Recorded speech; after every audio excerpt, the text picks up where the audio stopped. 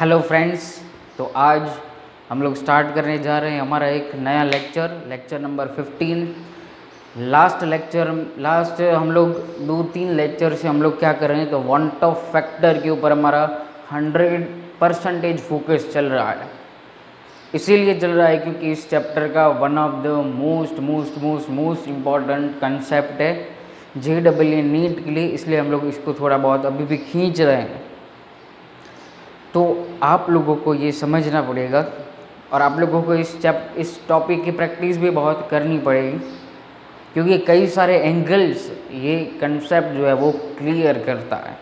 कौन से angles clear करता है? तो जितनी भी कॉलिगेटिव प्रॉपर्टी है, जैसे मैंने हम लोगों को बताया था कॉलिगेटिव प्रॉपर्टी के लेक्चर में भी, कि वो भी एक सबसे इम्पॉर्टेंट कंसेप्ट है इस चैप्टर का, कॉलिगेटिव प्रॉपर्टी। और फिर ये इससे भी इम्पॉर्टेंट कंसेप्ट है क्योंकि JEE नीट के अंदर इसके क्वेश्चंस ज़्यादा रहते हैं। इसीलिए हम लोग आज वही कंटिन्यू करेंगे। जैसे आप लोगों ने लास्ट लेक्चर के अंदर देखा होगा कि हमने सम्स सॉल्व किए वांट ऑफ फैक्टर के ऊपर, और फिर हम लोगों ने 4 न्यू फार्मूला भी हमने देखे थे कंसीडरिंग वांट ऑफ फैक्टर।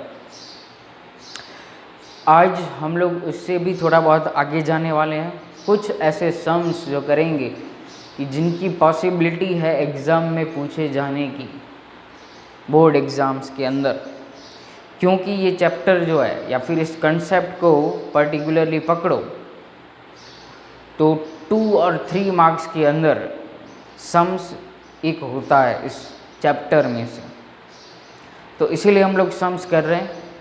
और पहले फर्स्ट लेक्चर में भी मैंने आप लोगों को बताया था कि ये चैप्टर सम्स वाला है, तो सम्स को ज़्यादा प्रायोरिटी देनी ही पड़ेगी हमें।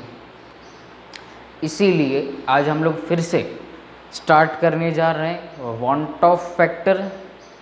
अगर अभी भी आप लोग ये सारे वीडियोस नहीं देख रहे हो तो प्लीज़ देखो, क्योंकि पॉसिबिलिटी स्कूल्स कब स्टार्ट हों, जून में हो या जुलाई में हो, कोई भी प्रेडिक्शन नहीं लगा सकते हम लोग।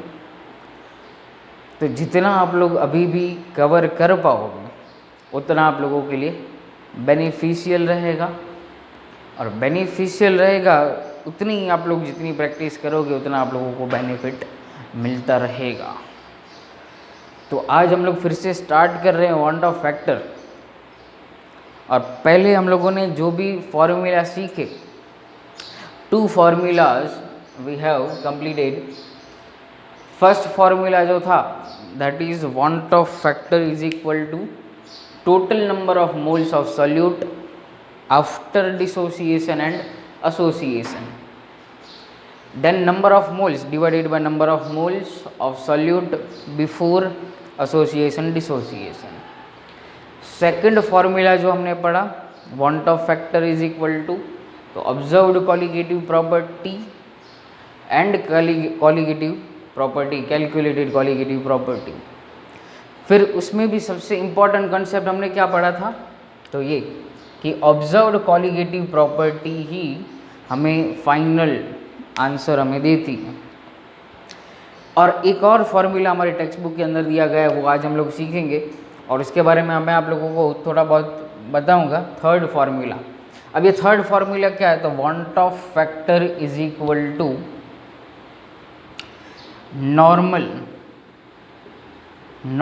Molecular mass divided by observed molecular mass. ये एक थर्ड फार्मूला भी आप लोगों को टेक्स्ट बुक में अंदर दिया हुआ है। अब ये आया कहाँ से, तो सिंपल एक मैं आप लोगों को एग्जांपल से समझाता हूँ। यहाँ पे देखो एसोसिएशन का हम लोग एज एग्जांपल लें, एसोसिएशन रिएक्शन कोई भी हो रहा हो। फॉर एग्जांपल हम लोग लें एसिटिक एसिड CH3COOH। जैसे मैंने आप लोगों को बताया था एसोसिएशन के टाइम पे कि ये जो मॉलिक्यूल है एसिटिक एसिड का, वो क्या करता है, डाइमर फॉर्म करता है। मतलब अगर हम लोग इनिशियली 2 मॉलिक्यूल्स ऑफ CH3COOH लें तो क्या हो जाता है, वो एसोसिएशन करके वो 2 में से क्या बन जाता है, एक बन जाता है CH3COOH। ट्वाइस हो जाएगा वो। अब ट्वाइस हो गया उसका मतलब क्या था, तो मैंने आप लोगों को फिगर ड्रॉ करके या फिर स्ट्रक्चर ड्रॉ करके मैंने आप लोगों को बताया था कि भाई ये जो CH3COOH है वो 2 मॉलिक्यूल्स में से वो कंबाइन हो जाता है विद द हाइड्रोजन बॉन्ड। तो वो कैसे हो जाता है, तो CH से एज इट इज़ रहेगा, फिर COO, फिर यहाँ से एक OH जाएगा, COO एज इट इज़ रहेगा, फिर यहाँ से एक OH में यहाँ से, फिर एक यहाँ पे होगा COO और फिर यहाँ से आएगा CH3। फिर ये जो होगा यहाँ से मैं डॉटेड लाइन से दिखा रहा हूँ, तो ये क्या हो गया, यहाँ से बनेगा हमारा हाइड्रोजन बॉन्ड, हाइड्रोजन बॉन्ड। और ऐसे क्या कर जाता है, ये डाइमर बना देता है, 2 मॉलिक्यूल एक साथ जुड़ जाएंगे, डाई 2 मर मतलब यूनिट, 2 यूनिट एक साथ में आ जाएंगे। अब बात यहाँ पे क्या है, तो मॉलिक्यूलर मास की बात की जा रही है। तो हम लोगों ने यहाँ पे अगर एक मॉलिक्यूल लिया CH3COOH का और उसका मॉलिक्यूलर मास हम लोग कैलकुलेट करें, तो आप लोगों ने 11th साइंस चैप्टर नंबर 1 के अंदर कैलकुलेट किया हुआ है ऑब्जेक्ट। तो CH3 कार्बन होता है 12, हाइड्रोजन 1 और ऑक्सीजन होगा 16, तो टोटल करेंगे तो आंसर आप लोगों को मिलेगा 60 ग्राम। और अगर आप लोग यहाँ से 2 मॉलिक्यूल्स ऑफ CH3COOH कैलकुलेट कर रहे हो after dissociation, sorry after association, तो इसका मॉलिक्यूलर मास जो होगा वो क्या हो जाएगा 120 ग्राम। अब 120 ग्राम का मतलब क्या हो गया, देखो यहाँ पे मास जो आया 60 आया, 120 यहाँ पे क्या आया फाइनल आंसर हमारा आफ्टर एसोसिएशन। तो आफ्टर एसोसिएशन हो गया। तो अगर मान लो कि अब हम लोग कैलकुलेट करें इसका वांट ऑफ फैक्टर फॉर्मूला से, तो फॉर्मूला से कैलकुलेट करें मतलब क्या होगा, फॉर एग्जांपल इनिशियली ले लें हम लोग 1 मोल, तो इनिशियली तो वो 0 होगा। अब मान लें कि 1 माइनस अल्फ़ा जितना ये निकल गया, अल्फ़ा जितना निकल गया तो 1 है, तो वहाँ पे क्या हो जा रहा है हाफ में कन्वर्ट हो जाएगा। तो यहाँ पे हम लोग लिख रहे थे कि अल्फ़ा बाय 2, 2 में से क्या बना 1 बन गया वो। फिर हम लोग आई कैलकुलेट कर रहे थे, तो क्या होगा 1 minus alpha plus alpha bye 2, तो फाइनल आंसर जो मिलेगा वो क्या मिलेगा हमें 1 प्लस अल्फ़ा बाय 2। लेकिन ये फॉर्मूला कब यूज़ करेंगे, देखो हमने 2 फॉर्मूला सीखे हुए हैं। एक फॉर्मूला हम लोगों ने ऐसे सीखा था कि अगर 100% डिसोसिएशन और एसोसिएशन हो रहा हो, 100% एसोसिएशन डिसोसिएशन, या तो फिर लेस देन 100%, वो कोई भी आप लोगों को वैल्यू दी गई हो, उसके ऊपर से हम लोगों ने वांट ऑफ फैक्टर हम लोगों ने कैलकुलेट किया था। अगर डायरेक्टली हम लोग कैलकुलेट करते, मान लो कि ये 100% एसोसिएट हो जाता है, तो यहाँ पे 2 और यहाँ पे क्या हो गया 1, तो आई की वैल्यू हम लोग क्या लिखते थे 1/2, आई की वैल्यू हम लोग क्या लिखते थे 1/2। अब उसी को यहाँ पे अप्लाई करो मॉलिक्यूलर मास में से, फॉर्मूला क्या है नॉर्मल मॉलिक्यूलर मास। तो नॉर्मल मॉलिक्यूलर मास मतलब ओरिजिनल 1 मॉलिक्यूल का जो मास है वो क्या है 60। फिर हम लोगों ने ऑब्जर्व का मतलब जब एसोसिएशन हो गया उसके बाद कितना मॉलिक्यूलर मास मिला, तो 120 मिला, और इसका आंसर हमें क्या मिला 1/2। इसीलिए ये फॉर्मूला भी हम लोग वांट ऑफ फैक्टर को कैलकुलेट करने में यूज़ करते हैं। डिपेंड करता है वो भी, फिर से देखो डिपेंड करेगा ऑलवेज क्या दिया हुआ है डेटा के अंदर, 100% है, 50% है, 60 है, कोई भी डिपेंड करेगा ऑलवेज। मतलब डेटा जो भी दिया गया उसके हिसाब से आप लोगों को फॉर्मूला अप्लाई करना है। देखो हमारे पास अब 3 फार्मूला आ गए, एक मोल्स के ऊपर, एक ऑब्जर्व्ड और कैलकुलेटेड कॉलिगेटिव प्रॉपर्टी के ऊपर, और थर्ड फार्मूला जो आ गया वो हमारे पास मॉलिक्यूलर मास, मतलब तीनों में से कोई भी दिया गया हो। और आज हम लोग इस फार्मूला के ऊपर ही हम लोग फोकस्ड रहेंगे, जो भी सम्स करेंगे वो इस थर्ड फार्मूला, क्योंकि इन दोनों के ऊपर हम लोगों ने लास्ट लेक्चर के अंदर सम्स कंप्लीट कर लिए। आज ये नया फार्मूला उसको हमने समझा और फिर आज इसके ऊपर हम लोग करेंगे सम्स। ओके चलो, तो आज हम लोग सम्स करने वाले वांट ऑफ फैक्टर के ऊपर। तो हमारा फर्स्ट सम मैंने यहाँ पे लिखा हुआ है। क्वेश्चन क्या है, तो m/10 solution of K4FeCN6 is 46% dissociated at 18 degree Celsius और कैलकुलेट करना है हमें ऑस्मोटिक प्रेशर। अब ऐसा सम आप लोगों को याद हो तो लास्ट टाइम मैंने आप लोगों को ये करवाया था, तो अब ऑस्मोटिक प्रेशर फाइंड करना है तो क्या हो जाएगा, formula pi is equal to MRT multiplied by van't Hoff factor I. अब देखो जहाँ पे भी कैलकुलेट करने आए कि क्वालिटेटिव प्रॉपर्टी को कैलकुलेट करना है, तब हम लोग क्या करेंगे, यही फॉर्मूला लेंगे। फिर से मैं एक और बार बोल रहा हूँ, डिपेंड करता है डेटा के ऊपर, उस हिसाब से फॉर्मूला सेलेक्ट करना पड़ेगा। और वो भी आप लोगों को पता होना चाहिए कि कहाँ पे कौन सा क्यों ये फॉर्मूला यूज़ कर रहे हैं हम लोग। अब हमें क्या करना है, ऑस्मोटिक प्रेशर कैलकुलेट करना है, मतलब जनरल फार्मूला हमें पता है, pi is equal to MRT multiplied by van't Hoff factor. अब देखो मोलारिटी है वो दिया हुआ है, R कांस्टेंट रहता है, टेम्परेचर दिया हुआ है, I नहीं दिया हुआ है, वांट ऑफ फैक्टर की वैल्यू नहीं दी गई है I, K4 FeCN6।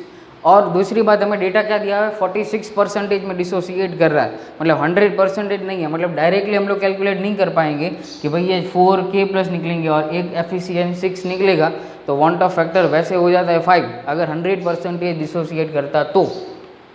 अब नहीं कर रहा है तो हमें क्या करना पड़ेगा, तो सबसे पहले हम लोग कैलकुलेट करेंगे वांट ऑफ फैक्टर की वैल्यू।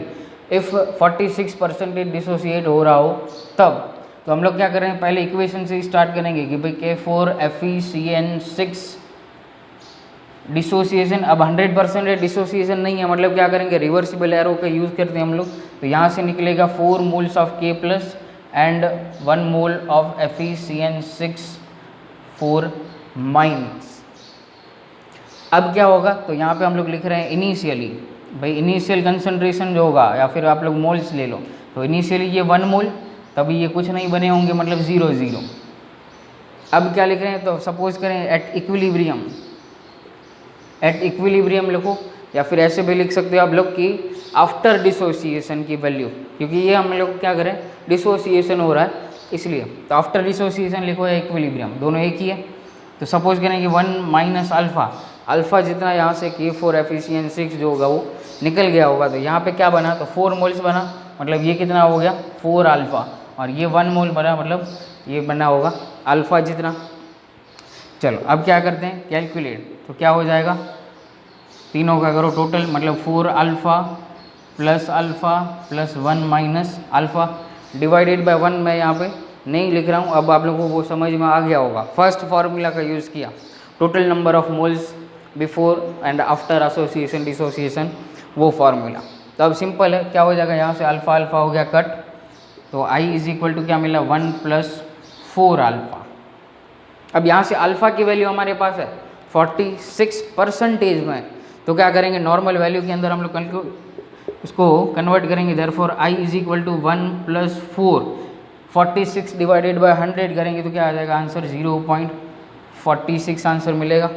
परसेंटेज को हम लोगों ने कन्वर्ट किया नॉर्मल वैल्यू के अंदर, तो 4 इंटू 0.46 करोगे तो नियरली जो आप लोगों को आंसर मिलेगा वो क्या हो जाएगा, 1.84 जितना आंसर आप लोगों को मिलता है। और फाइनल आंसर आप लोगों को क्या हो जाएगा, I इज इक्वल टू 2.84। अब ये मिला हमें क्या, तो वांट ऑफ फैक्टर की वैल्यू मिली 2.84 मिला। अब हमें कैलकुलेट क्या करना है, ऑस्मोटिक प्रेशर कैलकुलेट करना है। अब I मिल गया तो क्या करना है, सिंपल सीधा आप लोग तो इजी हो गया, I की वैल्यू यहाँ पे पुट करो और फाइंड करो osmotic pressure. Pi is equal to molarity क्या दी गई है m/10, मतलब क्या हो जाएगा 1/10। R की वैल्यू हमारे पास क्या होती है, तो 0.082। टेम्परेचर लेते हैं केल्विन के अंदर, 18 डिग्री सेल्सियस है, मतलब 273 प्लस 18 करो तो आप लोगों को मिलेगा 291 केल्विन हो जाएगा, 273 प्लस 18। और वांट ऑफ फैक्टर हमें क्या मिला, मल्टीप्लाइड बाय करोगे 2.84। अब जैसे ही आप लोगों को ये मल्टीप्लाई करोगे तो pi is equal to approximate answer जो होगा वो आप लोगों को मिलेगा 7.1 एटमोसफियर। बहुत ही सिंपल सा सम था।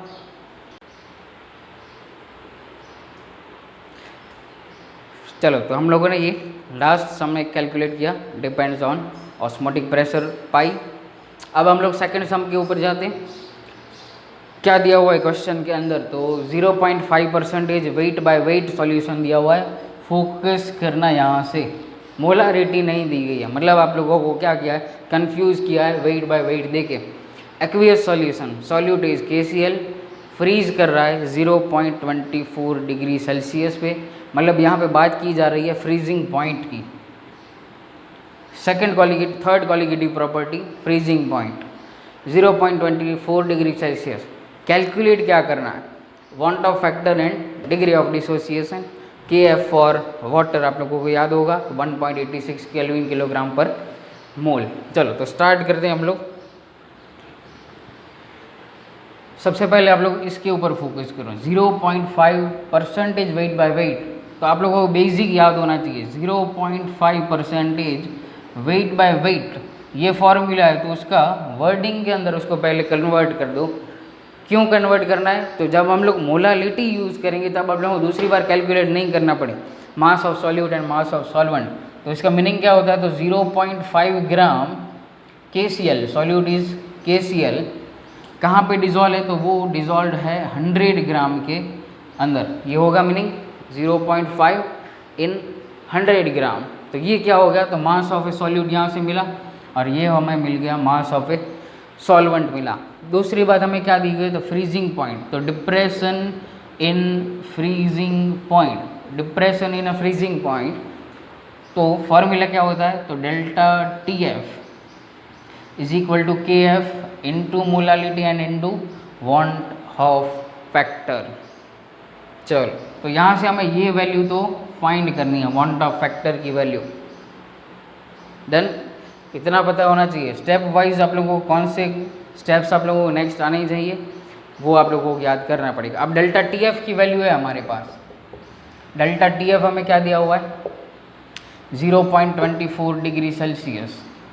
KF भी है हमारे पास, KF की वैल्यू तो 1.86। मोलालिटी, तो मोलालिटी का मतलब क्या होता है, तो number of moles divided by क्या हो जाता है, मास ऑफ सॉल्वेंट,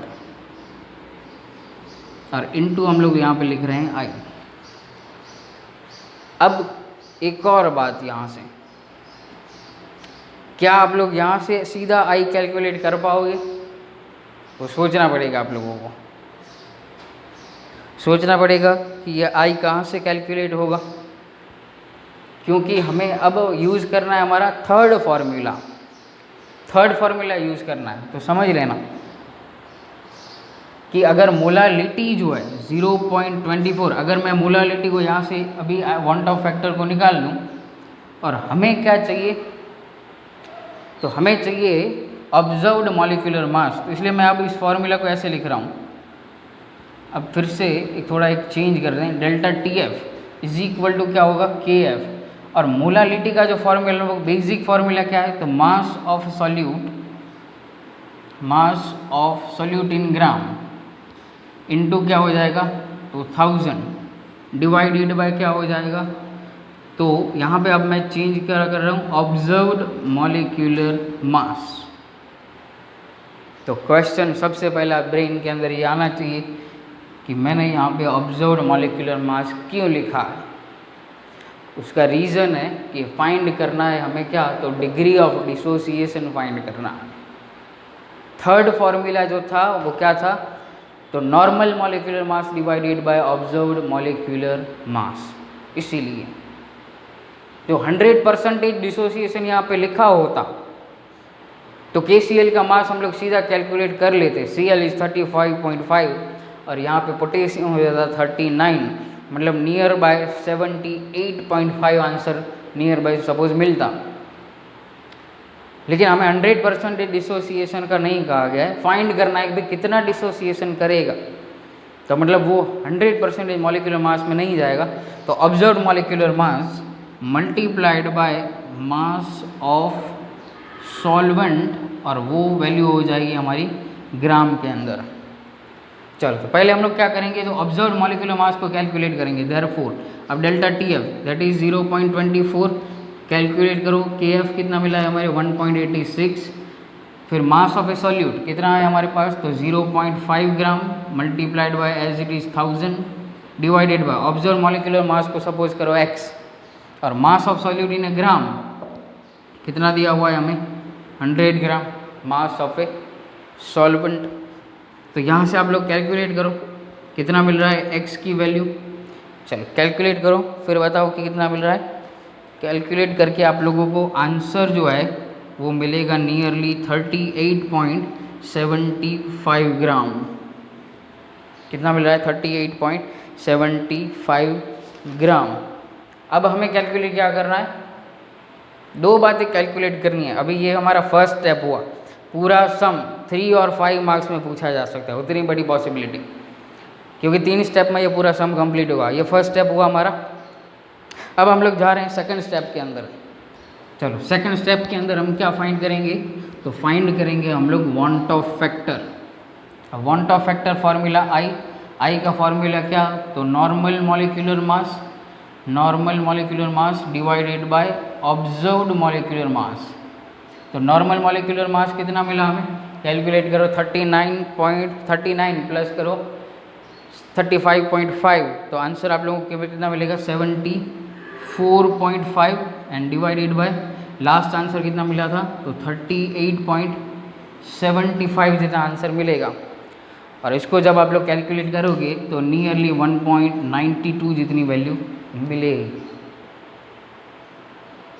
डिसोसिएशन हो रहा है और ये 1.92 से ये भी आप लोगों को पता चलना चाहिए। देखो अब यहाँ से थोड़ा आप लोगों को एक और ट्विस्ट दिखाता हूँ। ट्विस्ट क्या, तो यहाँ पे देखो KCl है, इसका हम लोग अल्फ़ा फाइंड करने के अंदर यूज़ भी करेंगे, तो मैं दोनों साथ में समझा रहा हूँ आप लोगों को। KCl है, डिसोसिएशन कर रहा है, 100% नहीं है, मतलब रिवर्सिबल एरो का यूज़ करेंगे। कितना बनेगा, तो 1 mole of K plus 1 mole of Cl minus initially 1 initially 0 suppose 1 minus alpha, ये दोनों कितने बने अल्फ़ा। अगर 100% डिसोसिएट करता तो वांट ऑफ फैक्टर 2 आता, 1 + 1 = 2। समझ रहे हैं, मतलब थोड़ा सा कम यहाँ पे वांट ऑफ फैक्टर की वैल्यू मिली 1.92 बिकॉज ऑफ दिस डेटा जो भी यहाँ पे दिया गया है 0.5 एंड 0.24 सेल्सियस की वजह से। चलो अब जाते हैं अल्फ़ा के ऊपर, तो आई क्या हो जाएगा, तो फर्स्ट फार्मूला यूज़ करते हैं 1 माइनस अल्फ़ा प्लस अल्फ़ा, तो आंसर फाइनल आंसर मिलेगा क्या 1 प्लस अल्फ़ा यहाँ से हो जाएगा कट। चलो देयरफॉर मैं यहाँ पे फिर से लिख रहा हूँ I = 1 प्लस अल्फ़ा। आई की वैल्यू क्या मिली, तो 1.92। अब 1 को सीधा मैं यहाँ से लेके आता हूँ -1 और = क्या हो जाएगा अल्फ़ा। देयरफॉर अल्फ़ा = 0.92 मिलेगा, 0.92। और इसको आप लोग परसेंटेज के अंदर कैलकुलेट करें तो ये हो जाएगा 92% डिसोसिएशन कर रहा है। ये वैल्यू आई, देखो 100% करता तो वैल्यू 2 मिलती, 92% में वैल्यू कितनी हो गई 1.92 हो गई। तो ये आप लोगों को कंसेप्ट क्लियर होने चाहिए। कहीं पे भी ऐसा लगे कि भैया ये फार्मूला यूज़ हो रहा है तो बहुत ही इस स्टेप तक पहुंच गए, ऑब्जर्व्ड मॉलिक्यूलर मास कैलकुलेट हो गया, तो फिर तो वही करनी है स्टोरी और कोई भी चेंज नहीं है।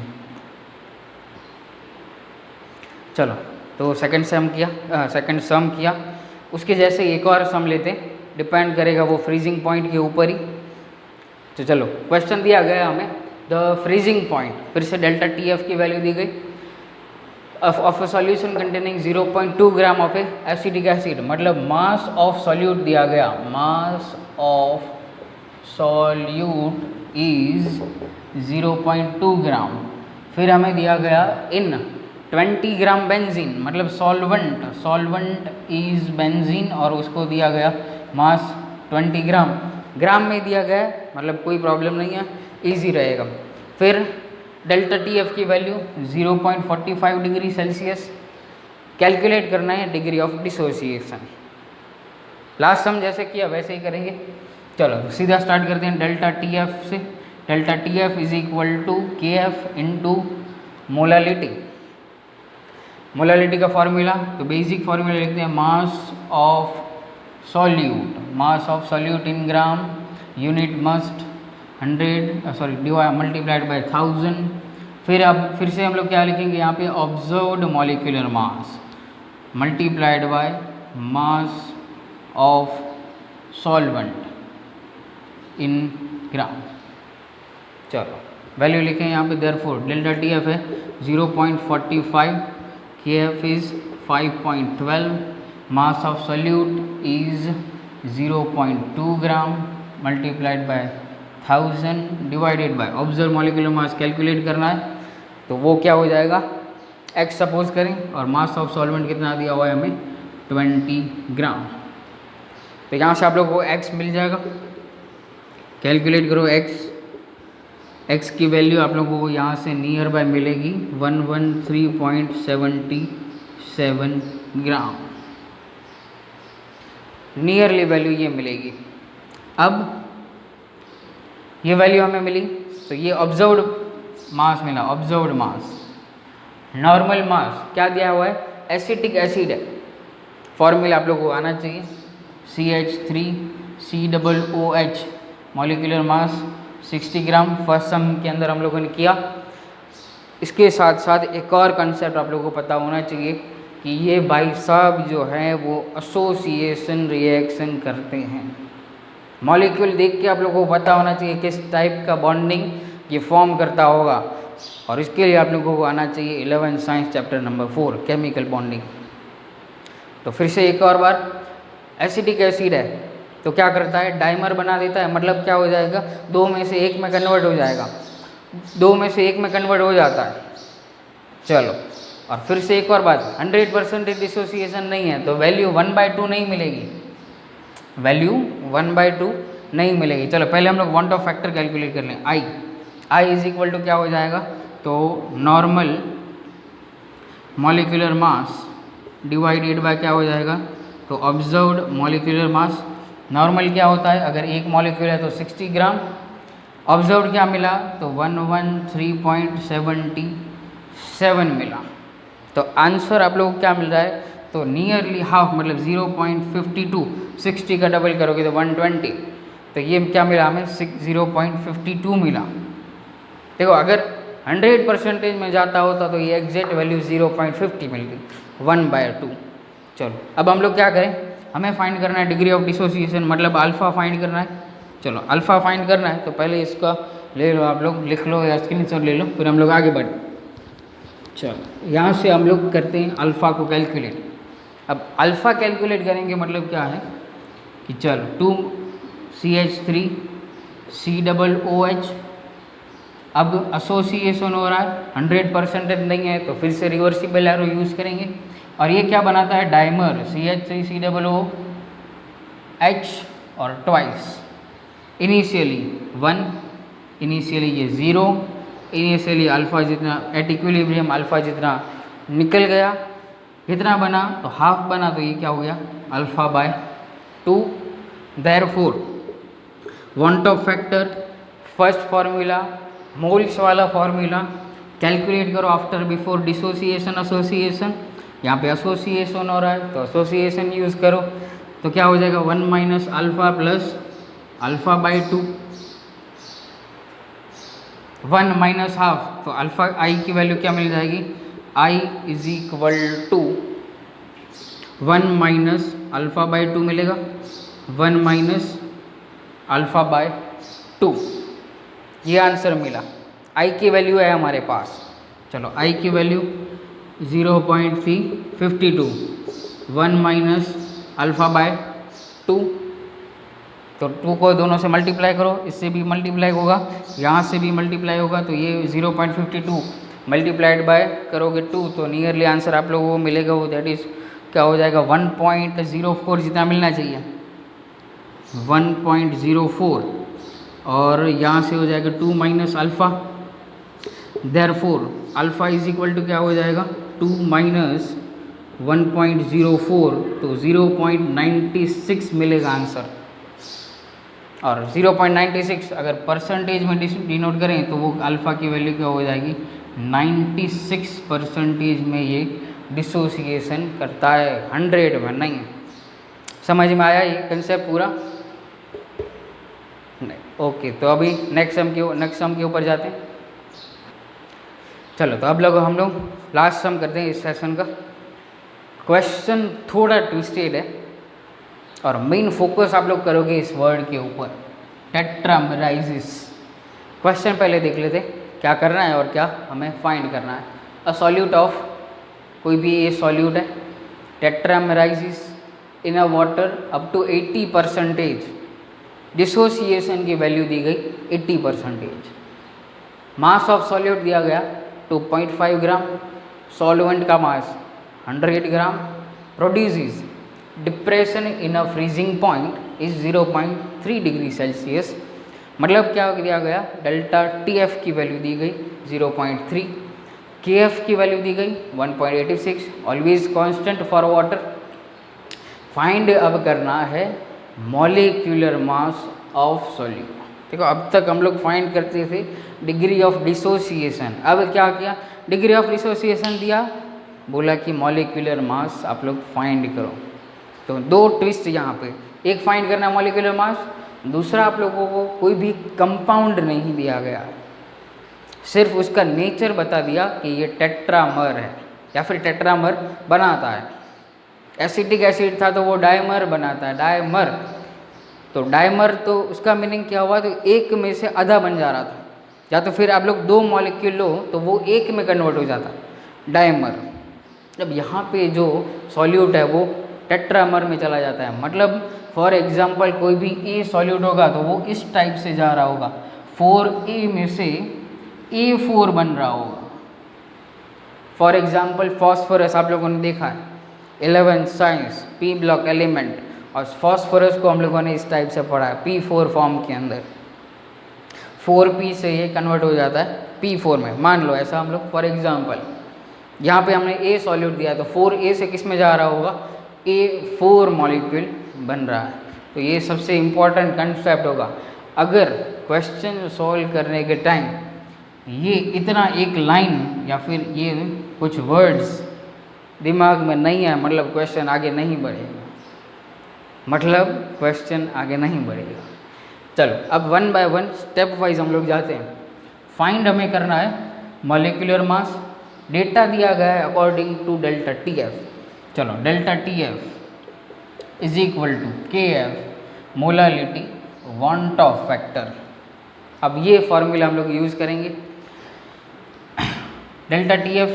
अच्छा, इसमें एक और ट्विस्ट कर दें, KF is equal to molality का फॉर्मूला भी लिख देते हैं। तो मोलालिटी क्या हो जाएगी, मोल्स ऑफ सॉल्यूट, और डिवाइडेड बाय हम लोग क्या लिखते हैं, तो mass of solvent in kilogram, in kilogram. अब ग्राम नहीं, अगर बेसिक फॉर्मूला होता तो वो ग्राम में होता, नहीं है तो किलोग्राम के अंदर, और वांट ऑफ फैक्टर आई।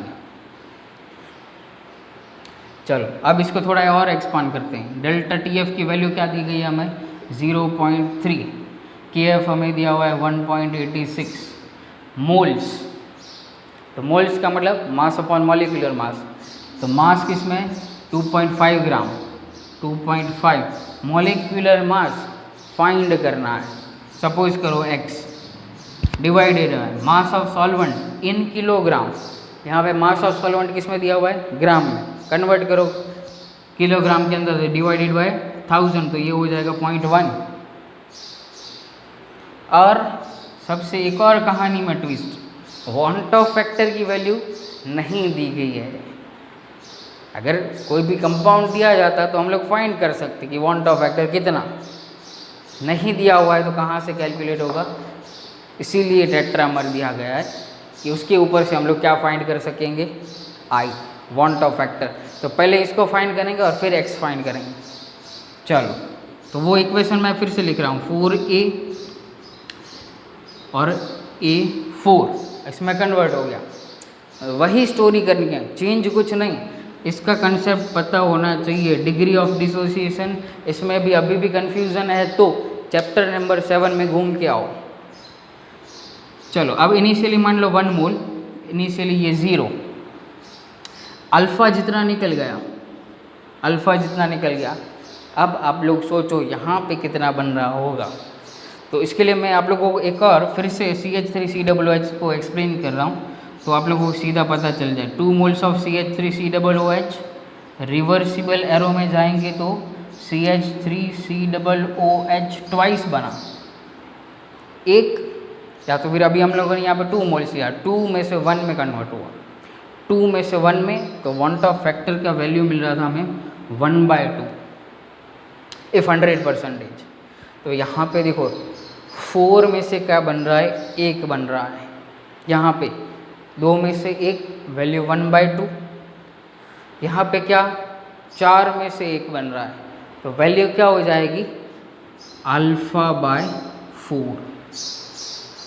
यहाँ पे हम लोग क्या लिखते थे α/2, तो ये क्या हो जाएगी α/4। यहाँ पे भी α/2 लिख के आ गए, मतलब मर गए, यहाँ से सीधा 0। चलो आगे बढ़े। अब यहाँ से हमें फाइंड करना है पहले I।